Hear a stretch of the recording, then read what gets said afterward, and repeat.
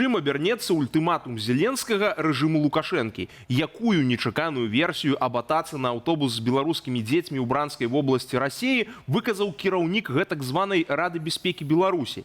І што азначае забойства расійскага акцыяніста і мастака ў Польшчы?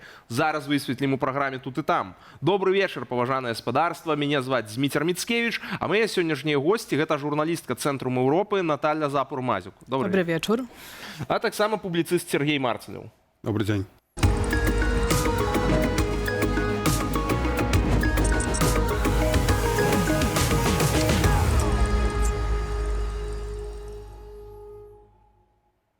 Пачнем давайте вось з чаго. Сёння Владимир Зеленскі ў чарговы раз нагадаў Лукашэнку пра той ультыматум, які выставіў яму раней, вось з просьбай прыбраць рэтрансляторы, якія дазваляюць расійскім БПЛА атакаваць украінскія гарады. Давайте паслухаем цытату. Крок нумар 1 – ніякай тэхнічнай падтрымкі. Прамая падтрымка – рэтрансляторы. Выключыце іх і пакажыце нам, што гэта прыбрана. Гэта адбудзецца на працягу тыдня. Альбо яны гэта зробяць, альбо мы. Сергей, як ты думаешь, Лукашенко зробіць, як попросили? И ці гэтае рашэнне залежыць толькі ад яго? Я не согласен с вами в этой формулировке. Зеленский не попросил. Он фактически поставил ультиматум и дал понять, что невыполнение этого ультиматума будет означать фактически начало боевых действий против Беларуси, то есть уничтожение этих ретрансляторов, которые он упомянул. И ретрансляторы здесь был не единственный повод. Впоследствии он добавил, что снабжение российских войск топливом тоже является чувствительным моментом. И предполагается, видимо, что атаки последуют не только на ретрансляторы, но и, возможно, на нефтеперерабатывающую промышленность Беларуси. Але Лукашенко-то пойдзе на гэтай умовы? Лукашенко здесь на самом деле нет достойного выхода, чтобы сохранить лицо. Это было очень жесткий в дипломатическом отношении послание белорусскому руководству. И, наверное, самое грамотное, что он мог бы сделать как политик, это попытаться решить проблему на дипломатическом уровне. То есть втихую эти ретрансляторы каким-то образом обезвредить, убрать самостоятельно, при этом сохраняя нейтральную либо даже агрессивную риторику по отношению к Киеву. Ну и, естественно, позаботиться о том, чтобы Китай и Россия на дипломатическом уровне попытались на Киев повлиять, чтобы эта история не имела продолжения.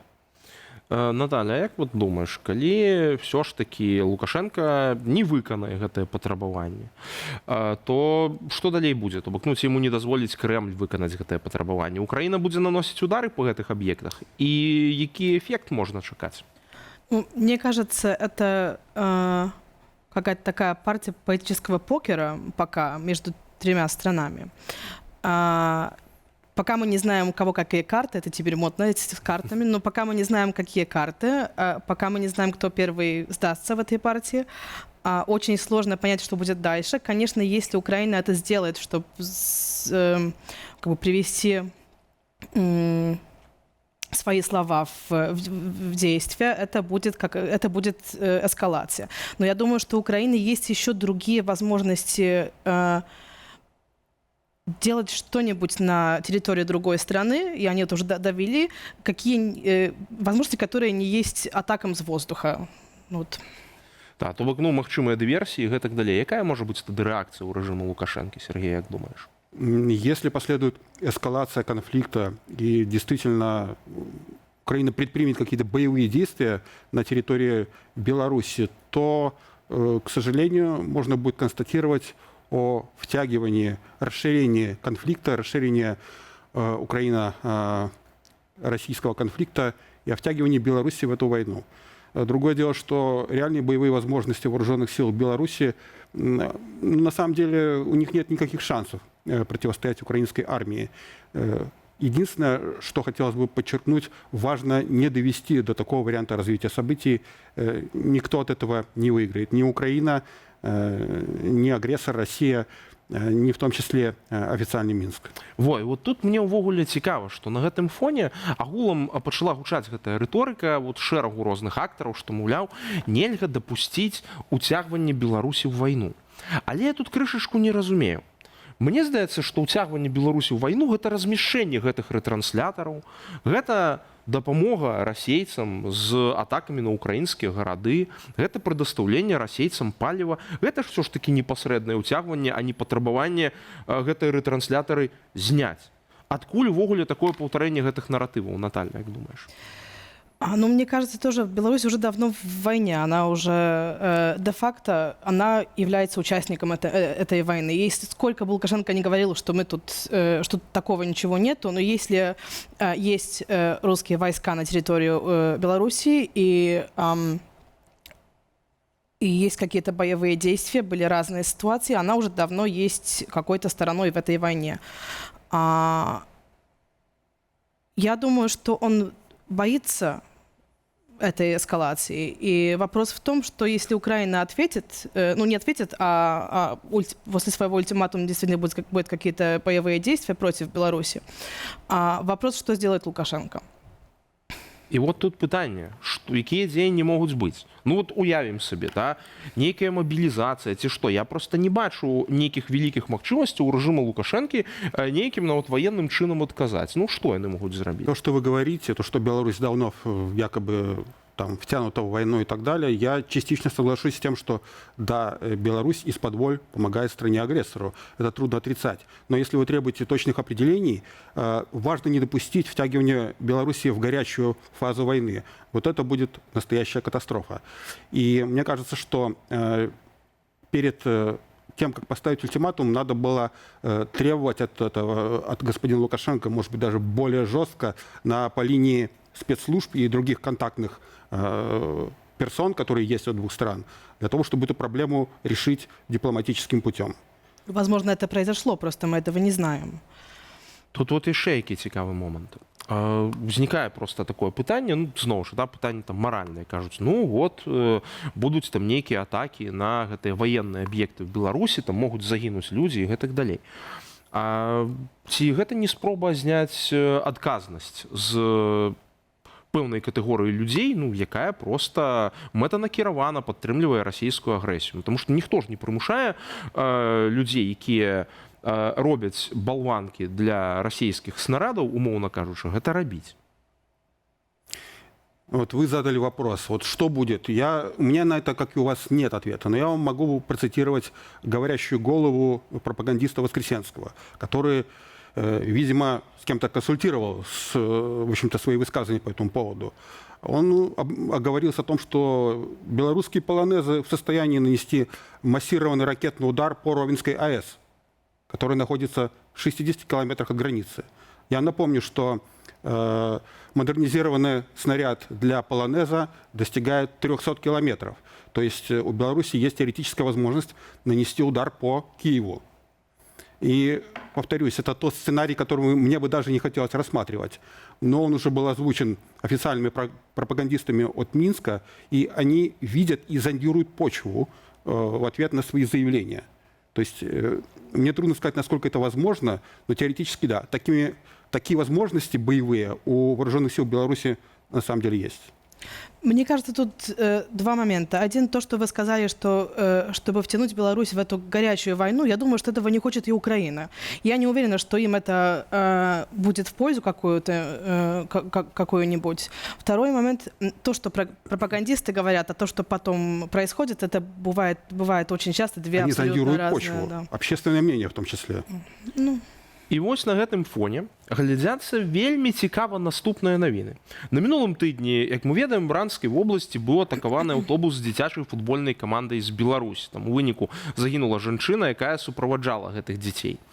І там былі розныя версіі таго, як гэта магло адбыцца, былі розныя разборы, але сёння кіраўнік гэтак званай Рады бяспекі Лукашэнкі Александр Вальфович выдаў вельмі цікавую цытату на гэты конт. Давайте паслухаем.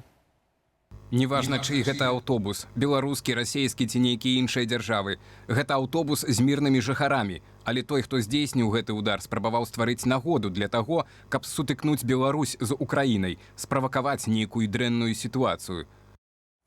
Так, Сергей, што гэта за паварот атрымліваецца? Таму што, ну, зноў жа, просто вот лагічна разбіраючы гэтае выказванне.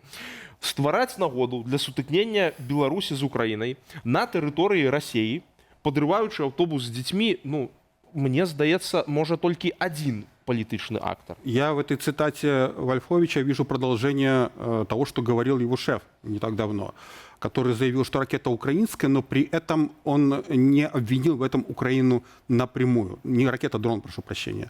При этом он не обвинил в этом Украину напрямую. И давайте проследим цепь событий вот этой политической весны, которая привело к тем событиям, которые мы имеем сейчас. Что было? Агрессивные высказывания Лукашенко, как он муштровал своих военных, частичные мобилизации, сборы, проверка боеготовности. Внезапно приезжает Лавров. Значит, перед Лавровым был визит французского посланника от президента Макрона в Минск. О чем-то они там говорили. Приезжает Лавров, который нервничает, и которому кажется, что на Минск оказывают давление Запада, пытается его втянуть в игру вне участия Москвы. После этого визита Лаврова Лукашенко произносит речь, которая смягчает события, извиняется перед Зеленским. Вот. Далее следует то, что вы упомянули, подрыв автобуса с белорусскими детьми. У меня, как у наблюдателя со стороны, у меня нет инсайтов, но действительно возникает ощущение, что кто-то вот этот мирный трек, когда Лукашенко пытается разрядить международную обстановку в отношениях с Украиной, кто-то пытается этот мирный трек сломать. И действительно, единственная мысль о том, кто может быть в этом заинтересован, это Москва, это Кремль. Ну и потом, вслед за достаточно примирительными высказываниями Лукашенко, атакой на автобус, следует ультиматум Зеленского. С моей точки зрения, это непоследовательно, но я располагаю только той информацией, которая есть в средствах массовой информации. Якой рэакцыі Крэмля мы можам чакаць на вось такія выказванні рэжыму Лукашэнкі?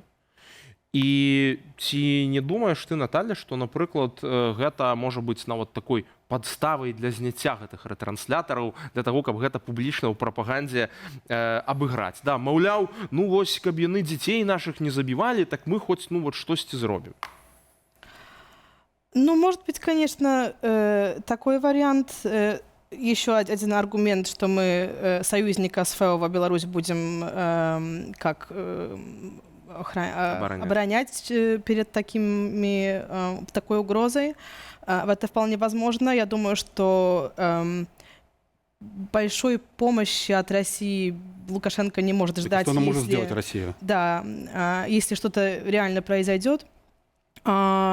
Если, ну, по поводу этого автобуса, я не военный эксперт, но мне тоже понятно, что, может быть, разные вещи могут произойти в близости к фронту. Это тут один момент. Второй такой, что я видел очень много у российских там блогеров, блогеров и пропагандистов разных теорий про то, что Украина это сделала, чтобы войска России, там, чтобы Россия перевела свои войска на территорию Беларуси, чтобы помочь своему союзнику. Я думаю, что Украина хорошо понимает, что этого не произошло просто. Украине это вообще... Ну, это даже не их стиль. Просто Украина несколько лет старается показывать своим союзникам, что все их... То, что они делают в войне, что оно все как бы по правилам. Но и агрессия Украины против Беларуси вызвала бы скорее негативную реакцию среди ее союзников в Европе. Да, абсолютно. 100%. А я вот про агрессию тут не пагаджуся, тому что, зноў жа, мне здаецца, всім уже зразумела, что агрэсар і суагрэсар тут гэтай ролі давно вызначаны. І тут, мне здаецца, вось важны які момант. Калі мы кажам пра стратэгію непрамых дзеянняў, палітычная дэстабілізацыя ў Беларусі, зноў жа, якая адназначна можа наступіць пасля вось такіх захадаў, якія прыме Украіна. Зноў жа, якімі бы яны не былі, дыверсійныя аперацыі ці яшчэ штосьці. Гэта непасрэдны удар па Крымлю. Таму што у Крымля зараз ёсць Лукашенко, які выконвае шэраг абавязкаў па падтрымцы расійскай ваеннай машыны, і любая палітычная дэстабілізацыя – гэта адцягванне рэсурса Расійскай Федэрацыі на тое, каб гэтую дэстабілізацыю разруліць. Гэтым трэба займацца. Трэба гэта вырашаць і гэтак далей. То бок вот роўна пра тое, што ты, Наталья, узгадвала, толькі крышачку пад іншым вуглом. Не наўпроставы ваенны ўплыў. Але гэта тое, што Расею таксама адцягне ад баявых дзеянняў на лініі фронту. Зноў жа, гэта стварэнне яшчэ адной праблемы. Таму што падобна з пункту гледжання Украіны, Беларусь гэта таксама частка расійскай ваеннай інфраструктуры. Вот мне здаецца, што гэты момант таксама важна ўлічваць. Мне кажется, что создание кризиса среди теперешнего белорусского руководства под угрозой внешней интервенции, если это произойдет, то место среди вот этого вот транзита власти, многие белорусские представители оппозиции радуются, что, дескать, придет Украина, уберет Лукашенко. Это очень примитивный взгляд на вещи, этого не будет. Потому что в случае вот этого вот транзита власти и кризиса в Минске уж для белорусских демократических политиков места там точно не будет, поверьте мне. Тут, мне здаецца, пытанне зноў жа, мы ж разглядаем логіку Украіны. Украіна, не думаю, што думае аб беларускіх... Вот тут я с вами согласен, абсолютно ей это все равно. Тут зноў жа, просто вот з ваеннага пункту гледжання. І тут вот у нас яшчэ адна надзвычай важная тэма. Зноў жа, калі мы бяремся казаць пра расійскі ўплыў. В Бялой Подлясцы сярод бела дня застрэлілі Семёна Скрапецкага, расійскага акцыяніста і мастака, які крытыкаваў Пуціна, Лукашэнку і Кадырова. Па падазрэнні ў забойстве затрымалі 36-гадовага мужчыну з грузінскім пашпартам. Вот ты, Сергей, назваў гэта чорнай меткай в сваім матэрыяле для нашай праграмы «Прасвет» для ўсіх праціўнікаў Крамля за мяжой. Шокировало не только тех, кто был вынужден не по своей воле выехать из России, политических диссидентов из Беларуси, в том числе это очень эмоционально затронуло. Но все ведет к тому, что, скорее всего, исполнителем и заказчиком это был, может быть, не напрямую Кремль, а его вассал, чеченский руководитель Кадыров. Во всяком случае, все косвенные улики на данный момент ведения следствия указывают именно на это. То есть это была личная месть Кадырова за те жесткие карикатуры, за тот жесткий стёб, который погибший карикатурист использовал в отношении чеченского вождя. Наталья, як увогуле ў Польшчы гэтая гісторыя рэзанавала? Таму што, я разумею, там унутрыпалітычнай прасторы і так шмат чаго здараецца, но але ўсё ж такі гэта пытанне стратэгічнай бяспекі, і ў тым ліку сваіх грамадзян і ўвогуле дзеянняў такога кшталту расійскай агентуры на тэрыторыі краіны. Эта информация, конечно, осветлялась в польских СМИ. Не так, как, может быть, казалось бы, что на фоне того, как осветляют польские СМИ наши внутренние политические какие-то разные проблемы, казалось бы, это не очень появилось либо там в телевидении, либо в других каких-то СМИ. И мне вот тут кажется, что это как раз хорошо, потому что в Польше у нас такая проблема, что то, что больше всего польские СМИ осветляют, это вещи, которые либо вызывают большие эмоции, страх, там, панику какую-то и так далее, либо вещи, которые могут быть каким-то политическим, для какого-то политика могут быть хорошим моментом, чтобы свою игру политическую на этом фоне как бы проводить. Тут это не произошло. Может быть, это хорошо, потому что любая либо истерика, либо такая политическая, какая-то политиков игра, она бы мешала польским спецслужбам работать просто и проводить следствие. Была информация от польской власти, что предлагали раньше Скрипецкому защиту, да. Да, защиту. Я понимаю, что если ему предлагают защиту, значит, какая-то угроза была, и польские спецслужбы про это знали, потому что в Польше теперь очень много людей, которые приехали за последние несколько лет, которых либо Кремль, либо белорусский режим считает своими врагами. Невозможно даже физически просто всех защищать. Я знаю, что много людей, которых такого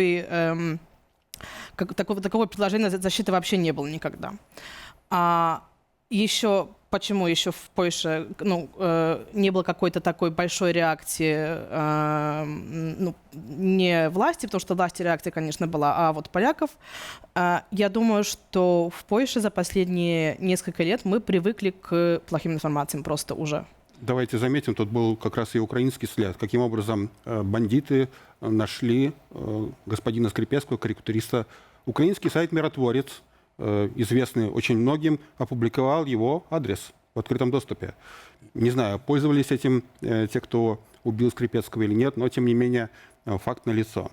Поэтому среди тех версий, которые в первый день рассматривали, хотя эта версия была очень слабая, но в том числе многие называли и украинский след.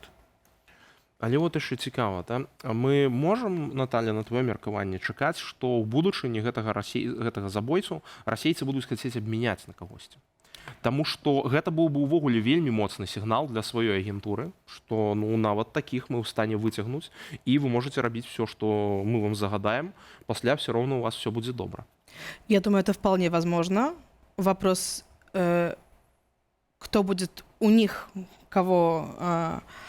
на кого обменять. Я надеюсь, что такого обмена, даже если будет пропозиция такого обмена, что его не будет, потому что это был бы с польской стороны очень, очень сильный тоже сигнал, что людей, которые приезжают у нас убивать мирных жителей, которые проживают в Польше, мы не будем менять на... Позвольте, я вмешаюсь буквально 2 слова. Мне кажется, что должны быть какие-то красные линии для спецслужб. Менять убийцу на кого-то, да. это не просто аморально, то есть это не помещается, то есть общественное мнение бы этого не поняло. Ладно, шпиона, хорошо, это понятно, он выполнял свою профессиональную работу, поэтому поменять шпиона на шпиона это нормально. Но убийцу... Вот именно. Я думаю, что полякам бы это тоже очень не понравилось, такая... Общественное мнение бы этого не поняло, в том числе в Польше. Да. Але агулам вот наконт грамадскага меркавання ўвогуле гэтае пытанне стратэгічнай бяспекі, пытанне дзеяння расійскай агентуры, пытанне расійскіх зноў жа агентаў уплыву, якія на тэрыторыі Польшчы дзейнічаюць. Ёсць гэта на парадку дня? Ці гэтага недастаткова? І як увогуле з гэтым працаваць? Думаю, что у нас какой-то такой подел в этом моменте. Я не знаю, насколько половина на половину или там 40%, 60%. Часть людей очень хорошо понимает, что это для нас угроза, и что это все отбывается уже в Польше несколько лет, что надо с этим бороться. Часть людей, думаю, что просто старается про это не думать и не допускать к себе такую мысль. Конечно, таким моментом граничным были дроны в прошлом году. Это, казалось бы, должен быть второй такой момент, который, в Польше будет каким-то, может, даже не паникой, а реально будет какое-то такое, большая дискуссия в Польше на эту тему. Пока я ее не вижу. Я видела, конечно, голоса тех, которые уже и так про это раньше рассказывали. То есть те, которые понимают эту угрозу и очень долго уже про это разговаривают, либо там стараются с властью, с политиками, либо как-то даже, не знаю, в семье с друзьями и так далее, те, конечно, понимают, что происходит. Как вторая часть страны, несложно сказать. Я занимаюсь мониторингом польских форумов и социальных сетей, и там есть еще одна точка зрения, и она довольно популярная. Как же они заколебались своими разборками. Они приехали в нашу страну, и тут друг друга убивают, пускай они едут к себе, и там друг друга хоть стреляют, хоть в тюрьму сажают. И среди правой части электората, она довольно значительная, такая точка зрения тоже достаточно популярна. Мне здаецца, это таксама пытанне расійскай агентуры, не? Да.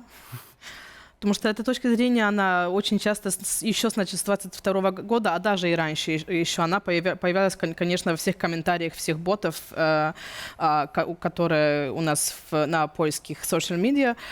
Их очень много, мы с этим работаем уже несколько лет, стараемся с этим бороться, но пока нету, мне кажется, на жаль, нету никаких хороших тут, никаких хороших мер, чтобы с этим бороться. Дзякуй вялікі, Наталья, дзякуй вялікі, Сергей, дзякуй вялікі паважаным гледачам за тое, што паглядзелі нашу праграму. Ведаеце, хочацца на развітанне толькі сказаць, што сапраўды, вось, нават калі нейкіх добрых навінаў няма, то варта ўсё роўна верыць у лепшае, но рыхтавацца, як звычайна, да найгоршага. Так што добрага вам вечару. Змагайцеся!